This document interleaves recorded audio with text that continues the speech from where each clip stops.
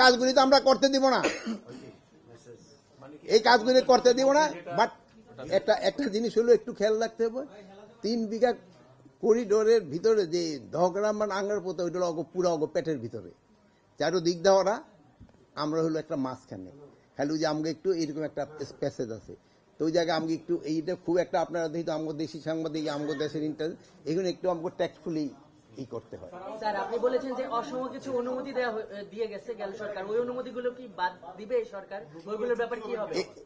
এই জন্যই তো এই যে ফেব্রুয়ারি মাসে যাচ্ছে, এবং আমি ওই অলরেডি আমরা বলছি যে আমরা অলরেডি একটা চিঠি দিব যে ওইগুলি আমার যেগুলি অসম চুক্তি হয়েছে ওগুলি যেন বাদ দেওয়া যায়। এখন হয়েছে কি আমাদের এখানে এই বিগত সরকারের আমলে 2010 সাল থেকে 2023 সালের ভিতরে এরা কতগুলি অসম কাজ যেটা মানে ইন্ডিয়ার করা উচিত হয় নাই, বাট আমাদের এই আগের সরকার তাদের কতগুলি একটা সুযোগ দিয়েছে।